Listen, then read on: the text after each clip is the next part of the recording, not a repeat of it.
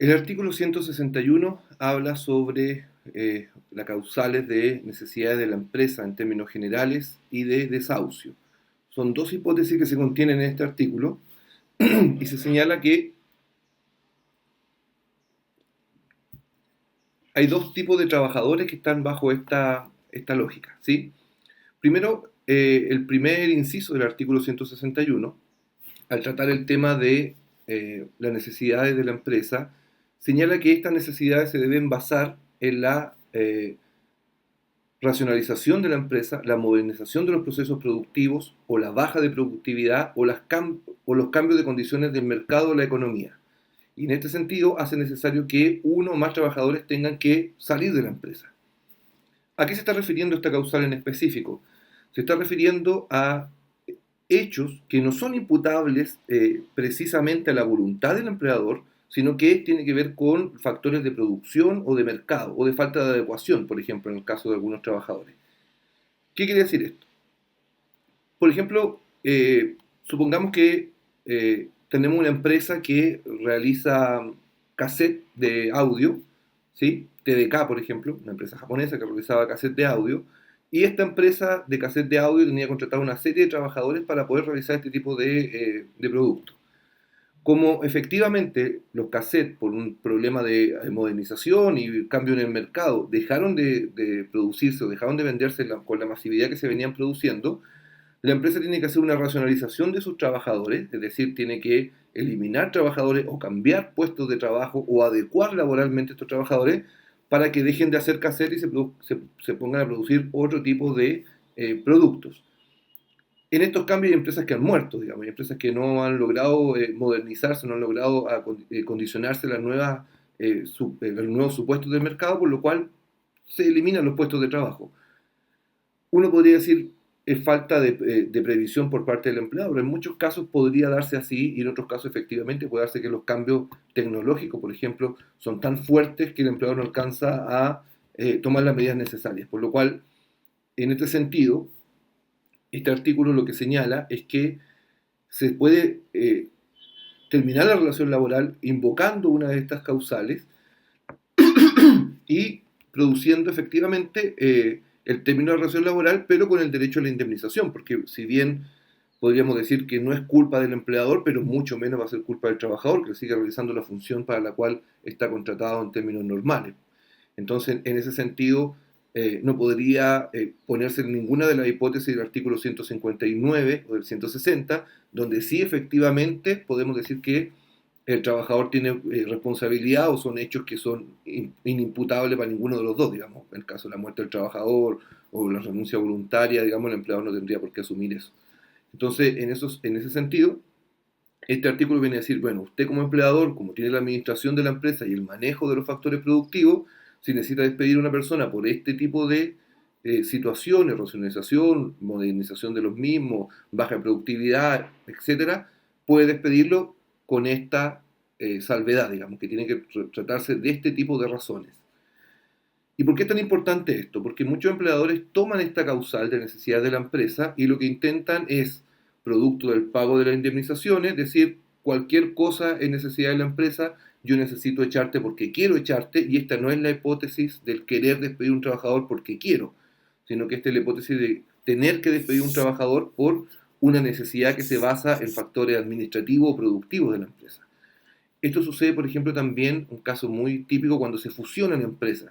En la fusión de los bancos, por ejemplo, instituciones educacionales o cualquier tipo de empresa que se fusione con otra, hay cargos que comienzan a sobrar. Evidentemente, si teníamos dos empresas, teníamos dos gerentes generales, dos secretarias de gerente, dos sistemas administrativos, que no van a ser necesario mantener ambos sistemas administrativos, digamos, dentro de una empresa, ambos estructuras de trabajadores por un sistema administrativo, por lo cual muchos de esos trabajadores van a ser eliminados producto de este cambio o racionalización de la empresa. De ahí que sucede muchas veces que se critica que a un trabajador lo despidan por necesidad de la empresa y el empleador contrate en poco tiempo a un nuevo trabajador en el mismo cargo. ¿Sí? Hay muchos empleadores que aducen esta causal de necesidad de la empresa como una reestructuración de la misma empresa, es decir, eliminar puestos de trabajo. Pero si yo aduzco que estoy eliminando puestos de trabajo, no podría reemplazarlos, esos puestos de trabajo.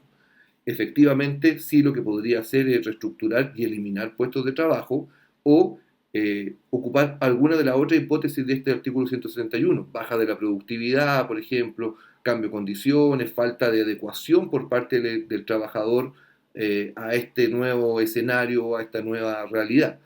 Hecho que sucedió, por ejemplo, en el cambio que se hizo de los libros al computador años atrás, en donde muchos trabajadores no pudieron o no quisieron capacitarse o no tuvieron la posibilidad de hacerlo o el interés o la motivación para hacerlo, por lo cual quedaron fuera de la empresa porque el cambio a los computadores efectivamente racionalizaba mucho y eliminaba mucho trabajo de papel que hoy día ya no se hace. Entonces, esto es una causal que sirve por una parte para los empleadores para despedir, pero genera este vacío o este punto negro, digamos, esta zona negra en que muchos empleadores se aprovechan de esto para decir, si te quiero echar, te echo por necesidad de la empresa, te pago los años de servicio, te pago las indemnizaciones que correspondan, como si el trabajador no pudiese hacer nada frente a eso.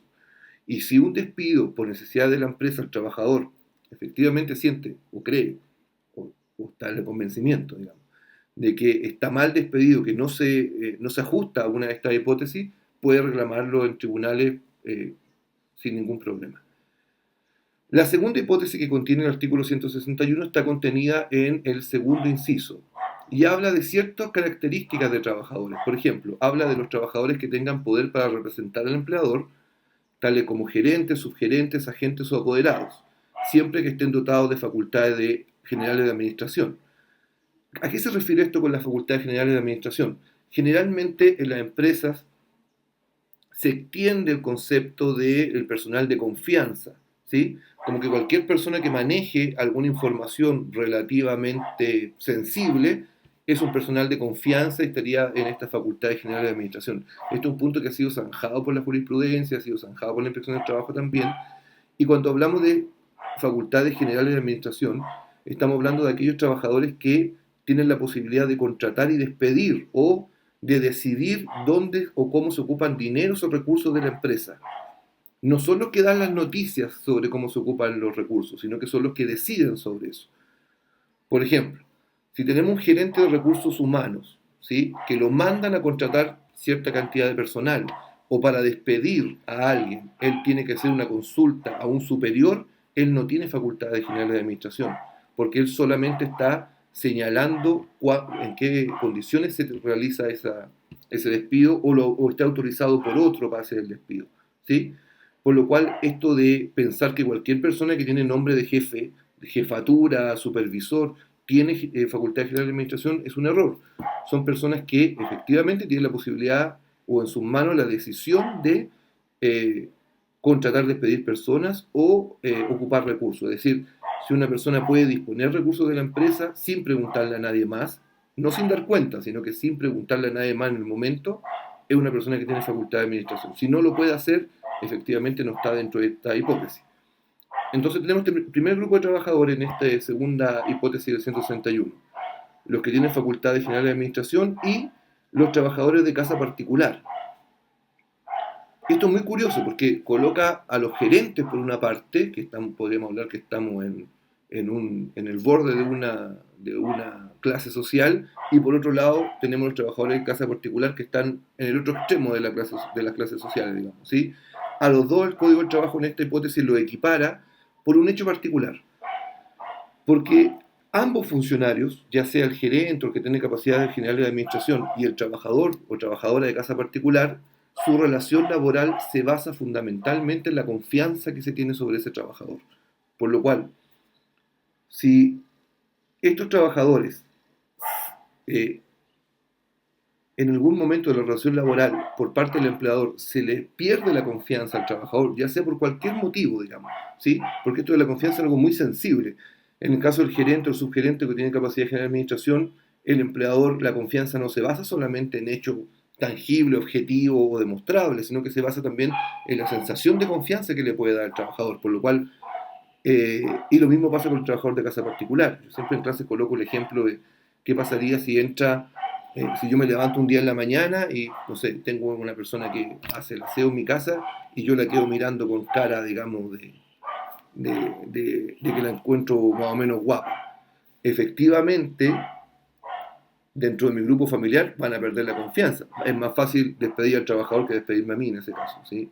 En el contexto del ejemplo. Por lo cual, esa pérdida de confianza que se basa en un hecho que es absolutamente inimputable al trabajador, pero que por las circunstancias particulares en que se desarrolla esta relación laboral, eh, el empleador tiene la facultad de despedir a ese trabajador.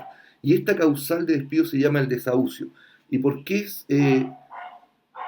porque el código lo ha reglamentado de esta manera? Y lo ha reglamentado con mucha especificidad, porque no se trata que el desahucio es una causal general de despido para cualquier trabajador. O sea, a cualquier trabajador yo le perdí la confianza, lo despido por desahucio. No, no funciona así. En el caso de los gerentes y subgerentes o los apoderados, los que tienen facultad de administración, evidentemente ellos representan dentro de la empresa la figura del empleador, por lo cual la confianza es fundamental en ellos. Y por otro lado, los trabajadores de casa particular, como trabajan dentro del hogar del empleador, tener una persona dentro de mi casa a la cual no le tengo confianza es un hecho bastante nocivo, digamos, para el contexto familiar o para la circunstancia de vida del empleador. Por lo cual, la ley solo en esos casos permite aplicar esta causal. Ahora, evidentemente en ambas situaciones se produce el pago de la indemnización.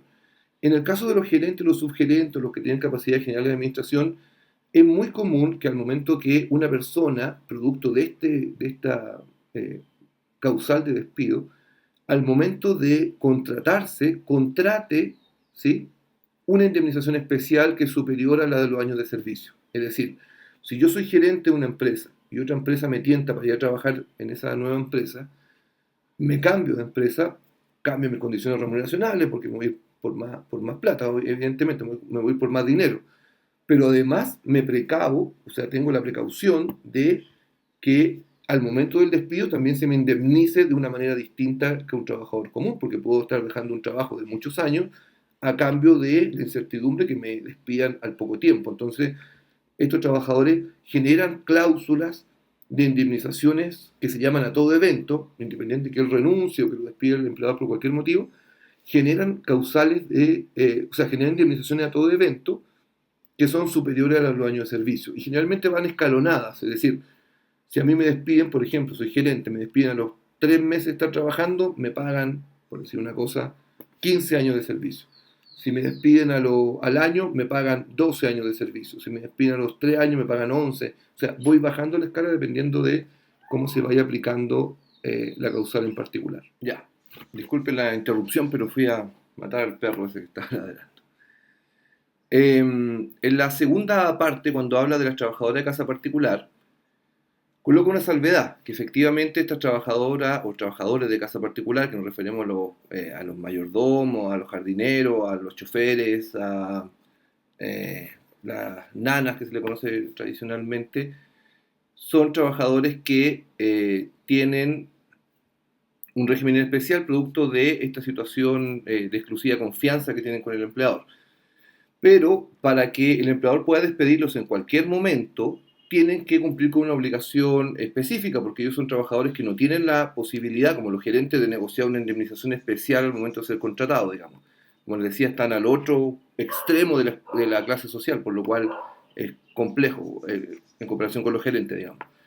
Entonces, ¿qué es lo que señala la norma? Señala que si como empleador quiero darle una causal de desahucio, digamos, una trabajadora de casa particular, tengo que cotizar adicionalmente a su remuneración el 4,11% de su remuneración en una cuenta especial que la maneja la AFP, y esta cuenta es una cuenta de indemnización a todo evento. Es decir, si yo, por ejemplo, como empleador pago 400.000 pesos a un trabajador de casa particular, además de los 400.000 pesos, tengo que agregarle un 4,11% de mi bolsillo a esa cuenta en particular.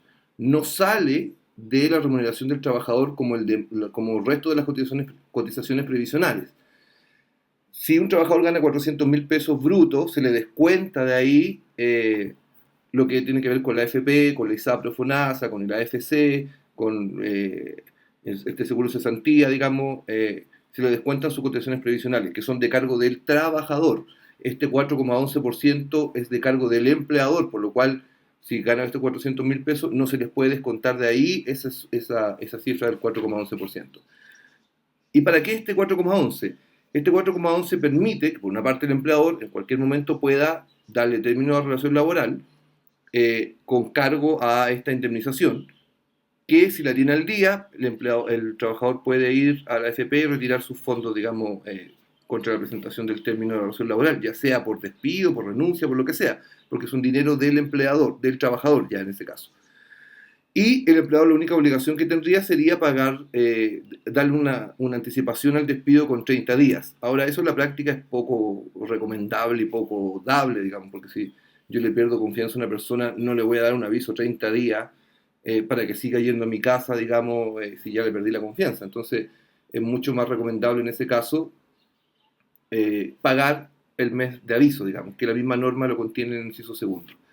Y, por último, esta norma del 161 contiene además la imposibilidad de dar por término la relación laboral invocando algunas de estas causales en casos de licencia por enfermedad común, accidente del trabajo o enfermedad profesional. Es decir, si yo tengo licencia médica, producto de enfermedad común, accidente del trabajo o enfermedad profesional que ha sido otorgado válidamente, yo como empleador no puedo invocar ninguna de las causales del 161 para dar término a la relación laboral, ¿sí? Mucho menos la de 160, que tienen que ver con el hecho de estar trabajando permanentemente y no en caso de licencia médica, digamos. ¿Sí? Podría aplicar eventualmente alguna del 159, si el trabajador se muere en esa licencia, tendría que despedirlo por muerte del trabajador, digamos, hay ahí alguna hipótesis posible de aplicar. Pero acá se contiene esta norma que es tan sabida, digamos, pero aquí está, en el inciso final, en el inciso tercero del 161, se contiene esta norma que impide a los empleadores poder despedir en caso de licencia médica.